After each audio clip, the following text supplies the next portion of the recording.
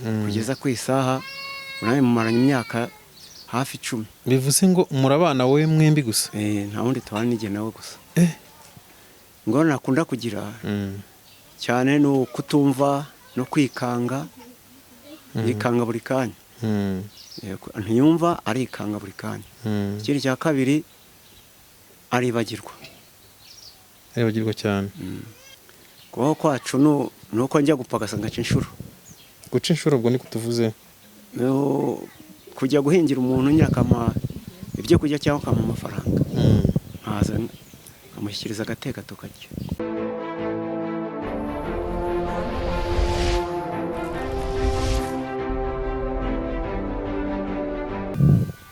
Reka nongere mbashimire mvuga ati amahoro y'Imana bane namwe abakurikira Rwiza Filime nkuko bisanzwe dusanzwe tubagezaho ibiganiro bitandukanye. Umunsi rero hari ahantu twageze tuhabona ibintu bidasanzwe cyangwa se abantu batamenyereye.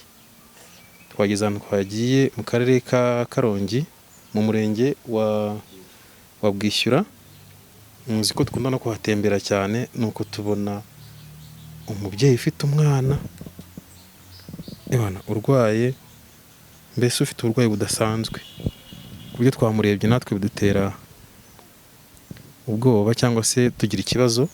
Niyo mpamvu twifuje kugira ngo tugeze ku banyarwanda cyangwa se ku bari hanze y'igihugu tubereke neza akababaro k'uyu mwana, hanyuma nk'uko abanyarwanda usanga dufashanya turebe ukuntu uyu mwana yajya kwa muganga. Ubu rero ndi kumwe na papa we, ndagira ngo atuganirize hanyuma adusobanurire uburwayi bw'umwana bwaje gute, ese yafashwe ryari, ese amuvuza gute, mbese muri make batubwira ikibazo bafite. Uraho neza muzehe? Uraho neza namwe. Ndagira ngo utangire utwibwira, tubwire amazina yawe hanyuma tuganire. Yewe nitwa Ngironsanga Denis. Ngironsanga Denis.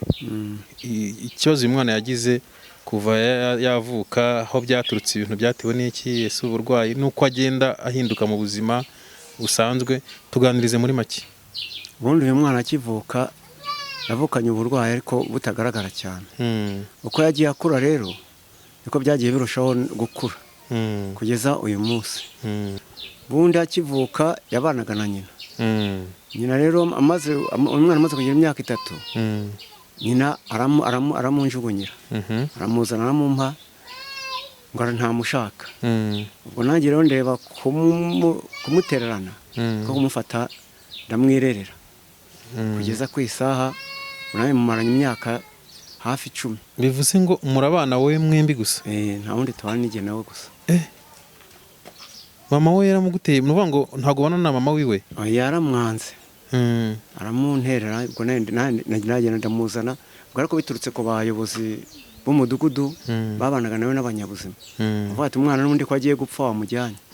Ndamuzana mwirerera gutyo kugeza ku isaha. Umufasha afite imyaka 3? None se ubwo nta wundi mugore wazanyeho kugira ngo agufashe kugira ngo murere uwo mwana? Nabonaga nta wundi mugore wamwemera, nyina yaramaze kumwanga, mpitamo kuba ari kimwirera agenda. Bivuze ngo nta nubwo washaka kubera uwo mwana, ntago byakunda? Oya. Kuko nta muntu ubona wamwemera? Nta wundi mugore nakirirwa nzana. Yababaje cyane. Hanyuma se birumva ko wamubereye papa, kumubera na mama. Nk'umwana wareze, wagiye ubasha gukurikirana ubuzima bwe, ni nk'izihe ngorane yagiye akunda kugira cyangwa n'izihe mbogamizi yagiye agira muri ubu burwayi? Ngorane akunda kugira cyane no kutumva no kwikanga, yikanga buri kanya. Ntiyumva arikanga buri kanya. Ikindi cya kabiri aribagirwa cyane. Barambitse ikintu kandi kanya gato ntashobora kuhamenya.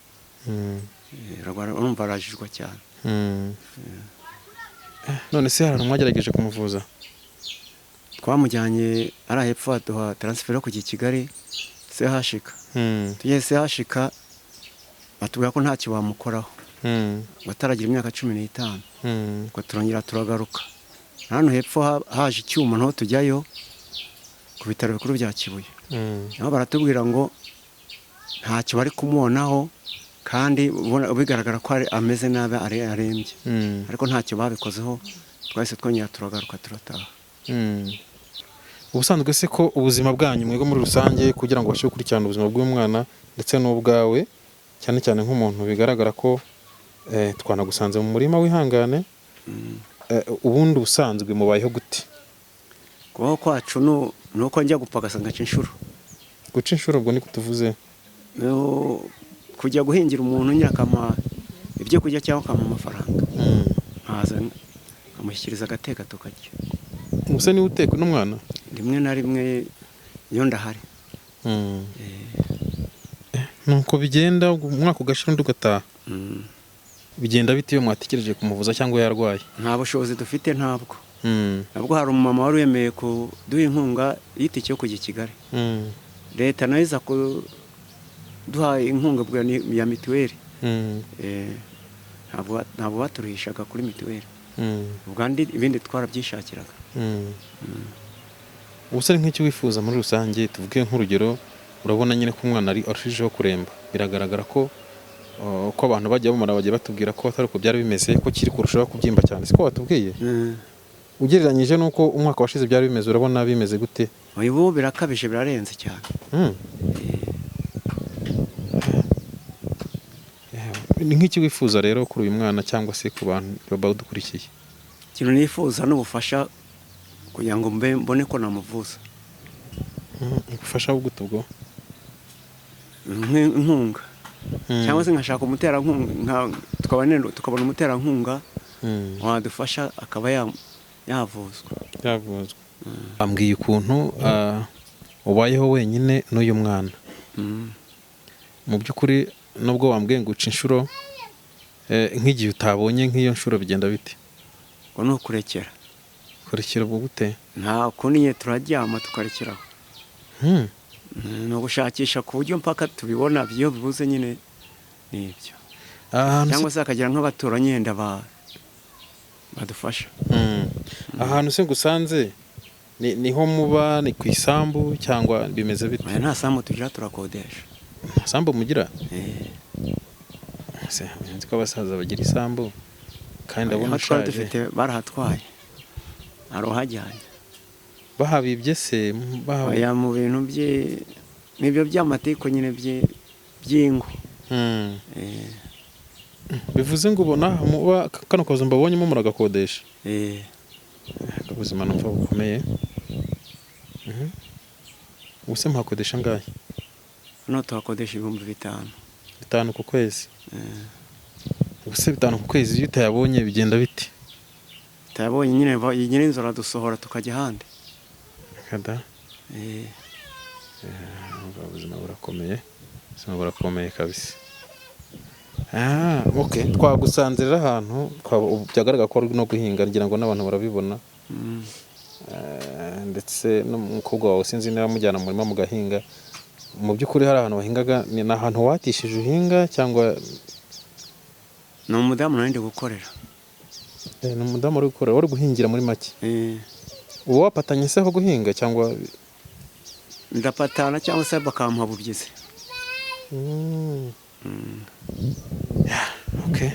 Ko umwana ubona nyine arembye, ubu nta ikintu kihutirwa, ubu ntiwajya nko mu kagari ukajya gusaba ubufasha? Mu kagari tujyayo ariko bakavuga ngo nta bufasha babona, ngo batworeje no ku murenge, naho ku murenge bavuga ngo tugiye ku karere. Ubwo bushobozi bwo kora tugenda gutyo no gushaka icyo kurya birananira. Birakunanira? Reka tugushimire rero. Wenda tuvuge duti abakurikiranye Urwiza Filime, uko umuntu wese yagenda ashobozwa no kukuvugisha cyangwa se no gushaka kugira ubufasha yaguha. Ntekereza ko abanyarwanda muri rusange n'abari hanze y'igihugu ni abantu bafite umutima w'ubuntu. Murabona ko uyu mwana mu by'ukuri akenewe kuvuzwa, akeneye kwitabwaho, cyane cyane ko n'aha hagaragara nk'aho hari ikintu cyajeho kidasanzwe gikomeza kubyimba. Kuko mwumvishe ko muzehe yatubwiye ukuntu umwana atazi uburwayi arwaye, kugeza n'ubu ngubu ntabwo aramenya uburwayi arwaye, kandi harushaho kubyimba kugeza n'ubwo ugutwi ntabwo acyumva, ndetse bigeze n'aho umwana asigaye aribwa. Tukaba twifuzaga rero nk'abantu bafite umutima w'imbabazi cyangwa w'impuhwe, mwafasha uyu mubyeyi cyangwa se uyu mwana bakabona ukuntu bajya kwivuza. nkaba nagira ngo wenda mu buryo bwiza bw'ikoranabuhanga abantu bajya bagira ubufasha butandukanye, baba ubw'ibitekerezo, baba ubw'inama. Uratubwira nomero ya telefone ku buryo umuntu washaka kugira ngo agufashe cyangwa akuvugishe yakugeraho bitagoranye. Nomero ya telefone ni 078 900 143. Ongera isubiremo. 078 900 143. Ibaruyeho nde? Ngiro sanga deni. Okay, reka tusoze ikiganiro cyacu tuvuga ngo ab'Imana izashoboza cyangwa aho umutima wakoraho yazagira ikintu akora, ariko hari umuntu ushobora kuba adashaka kuza mu buryo bwa telefone akaba yaza gusura bisanzwe. Ndagira ngo baha adresse neza y'ahantu ku buryo ushobora kurangira umuntu akamenya aho agusanga. Tuba mu mudugudu wa Itonya Kigezi, akagari ka Kiniha, umurenge wa Bwishyura, akagari ka Karongi. Okay, wakoze cyane. Reka dushimire abantu badukurikiye ibiganiro byacu kuri Bwiza Filime, tuvuga ngo Imana ikomeze ibahe umugisha, kandi dushimire abantu bose bakomeje kudukurikirana. Dushimishwa nuko mukomeza kuduha ibitekerezo muri komenti, ndetse n'abantu bifuza ko twajya tuganira mwajya muduhamagara kuri iyo nomero mubona hejuru, nta kibazo rwose. N'abashyiraho komenti izo mushaka nta kibazo, kandi mugakomeza no kuduha ibitekerezo nk'uko bisanzwe.